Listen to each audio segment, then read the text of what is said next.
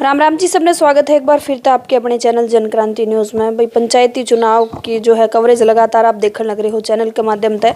कहाँ कहाँ के माहौल चलने लग रहा है, चाहे सरपंची की बात करें चाहे जिला परिषद की बात करें। अपने साथ लगता जो बरवाड़ा और हिसार के आसपास लगता जो एरिया है, जो भी वार्ड है, लगातार उनकी कवरेज आपने दिखाने लग रही हैं। फिलहाल भी बैठे हैं एक सरपंच प्रत्याशी के ऑफिस का अंदर।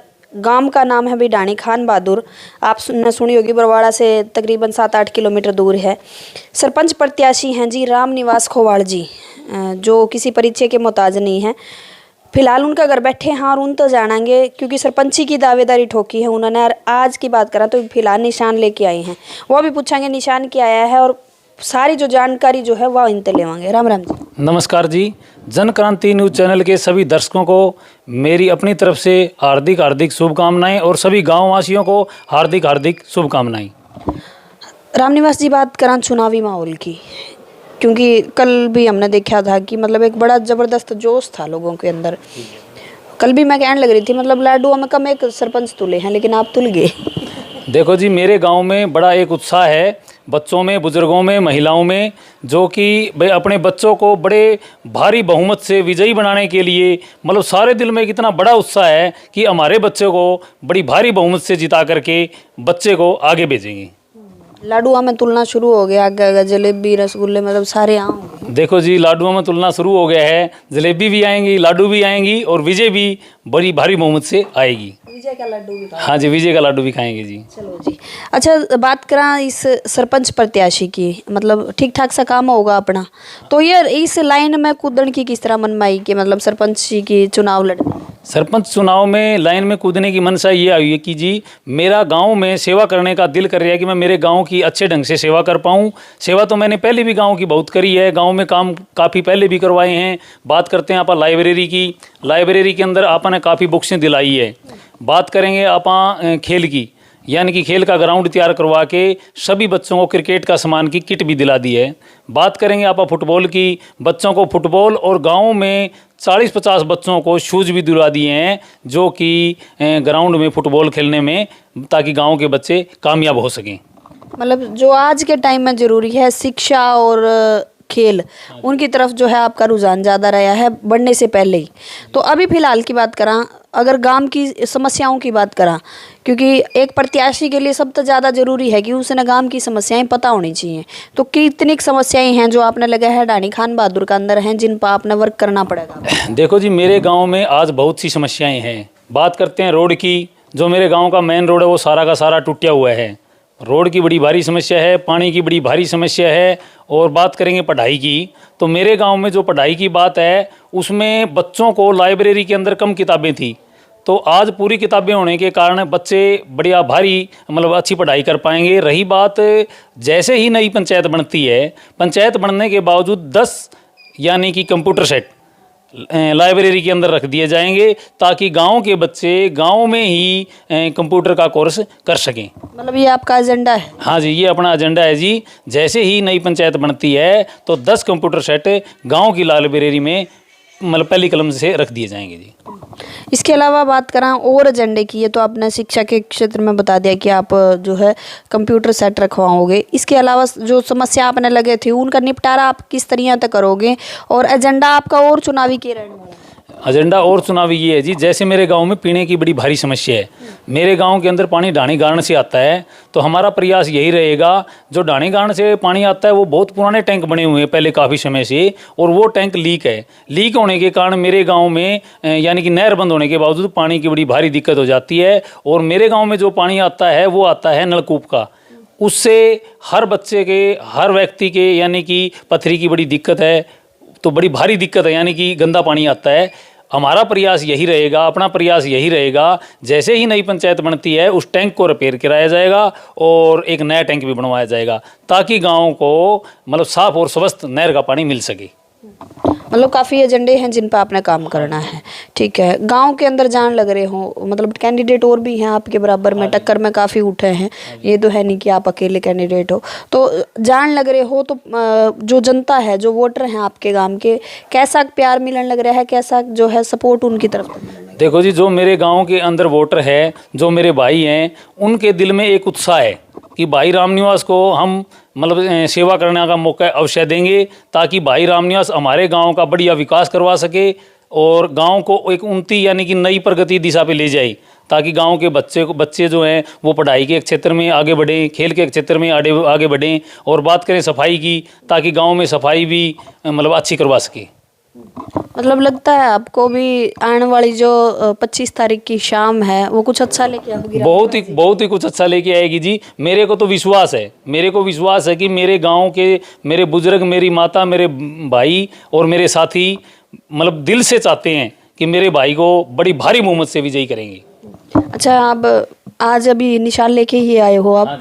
तो निशान और बता दो दर्शकों ने, क्योंकि लगे हाथ इंटरव्यू भी होने लग रहा है और थोड़ा सा पता भी लग जाएगा। अपने को नलकूप का निशान मिला है जी, यानी कि नलके का निशान मिला है जी। मैं सभी गाँव वासियों से अपील करता हूँ कि नलके के सामने वाला बटन दबा करके भाई रामनिवास को बड़ी भारी बहुमत से विजयी बनाएं, ताकि मैं अपने गाँव की तन मन धन से अच्छे तरीके से सेवा कर सकूं। जाते जाते और कोई ऐसा कोई मैसेज, कोई संदेश देना चाहो? संदेश यही है कि मेरे सभी गांव वासियों से मेरी अपील है हाथ जोड़ करके कि मेरे को बड़ी नलके के सामने वाला बटन दबाकर और बहुत ही भारी वोटों से विजयी बनाएं। चलो भी, रामनिवास जी थे, रामनिवास खोवाड़ जी डाणी खान बहादुर से सरपंच प्रत्याशी हैं। अभी अभी निशान लेके आए हैं, नलकूप का निशान है जिनका। लगातार इंटरव्यू आप देखने लग रहे हो, लगातार चुनाव पर चर्चा जो है लगातार होने लग रही है, चाहे वो जिला परिषद की बात करें, चाहे सरपंची की बात करें। आसपास के एरिया ने दिखाने की कोशिश करने लग रहे हैं, आप तक पहुँचाने की कोशिश करने लग रहे हैं, और ये भी दिखाने लग रहे हैं कि किस कैंडिडेट का पलड़ा जो है लगा है। थोड़ा सा गाँव में हवा बन रही है, कौन थोड़ा सा आप भी अंदाजा लगा उसको इस वीडियो के माध्यम से कि किसका कैसा माहौल चलने लग रहा है, चाहे सरपंची की बात करा और चाहे जिला परिषद की बात करा। फिलहाल वीडियो आपने पूरी देख ली, आपका क्या कहना है वह जरूर बताइए और वीडियो ने शेयर जरूर करिए। फिलहाल बैठे हैं एक बुजुर्ग के साथ में, क्योंकि गांव के जो हालात हैं, चाहे वोटर की बात करें और चाहे गांव के हालात हैं, सबसे ज़्यादा जरूर पता होंगे जो गांव के बाशिंदे हैं उनने। तो फिलहाल एक बड़े अच्छे व्यक्तित्व के इंसान जो है हमारे साथ में बैठे हैं मास्टर जी। पहले तो परिचय जानेंगे और फिर उन तो जो है पूरे गांव की डिटेल लेंगे। राम राम जी। राम राम जी। अपना परिचय दे दो जी पूरा। मैं मास्टर रमेश कुमार जी और खटोट परिवार से मैं संबंध रखता हूँ जी, और गांव डाणी खान बहादुर से बासिंदा हूँ जी। मास्टर जी, अगर बात करें अभी चुनावी माहौल जो है बड़ा गर्म चलन लग रहा है, पूरा बात करें तो कई उनमें शहर में हो लिए चुनाव, कई जिलों में और अपने हिसाब में अब होने लग रहे हैं। तो गांव के अंदर माहौल किस तरह का, क्योंकि भाईचारे का चुनाव आया, अगर कोई लड़ाई दंगा है या कुछ ऐसा, या शांतिपूर्ण ढंग से चलने लग रहा है? सबसे पहले तो मैं ये कहूँगा कि मेरा गांव जो है एक शांतिप्रिय गांव है। जितने भी कैंडिडेट खड़े हैं, सरपंच प्रत्याशी हो चाहे वो मेम्बरान हो, तो सबसे पहले तो मैं ये कहूँगा कि मेरा गाँव जो है एक बिल्कुल शांत स्वभाव का गाँव है, और सभी के सभी जितने भी साथी खड़े हैं, जितने भी सरपंच प्रत्याशी खड़े हैं, बिल्कुल अच्छे ढंग से वो अपना वोटिंग का मतलब जो है वो चुनाव करवाएंगे और अच्छे ढंग से वो चुनाव भी लड़ेंगे। चुनाव प्रचार भी ठीक चल रहा है? हाँ, ठीक चल रहा है जी। चुनाव प्रचार भी बिल्कुल सही चल रहा है और चलाएं भी। अगर प्रत्याशियों की बात करें, देखो देखे वाले हैं आपके सारे, ठीक है। और इसके अलावा पहले मैं समस्या जानना चाहूँगी थोड़ी सी, आपने क्योंकि ज़्यादा नॉलेज है, ज़्यादा पता है, गांव के बाशिंदे हो, समस्याएं आपने के लगे हैं, कौन कौन सी समस्याएं हैं गांव के अंदर, फिर उसकी सुधार के लिए भी पूछा। मेन समस्या तो देखो ऐसा है, मेरा गांव एक कुछ तो लोग हैं खेती पर निर्भर, और कुछ है टेक्निकल जो काम है उनके ऊपर, और कुछ गरीब जो तबका है ना, उनमें बड़ी समस्या है। एक मनरेगा एक गवर्नमेंट का एक डिपार्टमेंट है। मनरेगा के अंदर मतलब जो है हर साल 100 दिन का एक व्यक्ति को काम मिलना चाहिए, लेकिन वो काम 100 दिन की बजाय पिछली साल तो मेरे ख्याल में 15 दिन का भी कौन मिला आपके गांव के? मेरे गांव में उससे पिछली साल मिला वो सारा कोई 20-25 दिन का काम मिला है। यानी किसी व्यक्ति को किसी प्रकार का 100 दिन का मनरेगा का काम नहीं मिला। जबकि मनरेगा का अगर पड़ोसी गांव में जाके देखें तो ट्रैक्टर के ट्रैक्टर भर के और टोके के टोके भर के जो है ना मनरेगा का काम के लिए बाहर भी ले जाते हैं।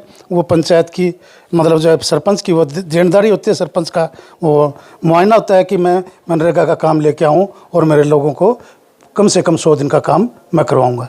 तो हम भाई रामनिवास से ये एक तो ये अपील करेंगे कि भाई वो मनरेगा का काम जो है, क्योंकि मजदूर तबका है और मजदूर तबका अगर जो 100 दिन का काम एक आदमी को मिल जाए तो उसका बड़ा प्रभाव पड़ेगा और उसके बच्चे जो है पालन पोषण उसका सुथरी तरह से होगा, वो अपने बच्चों को अच्छी शिक्षा दे पाओगा, पढ़ा पाओगा मनरेगा के काम से भी।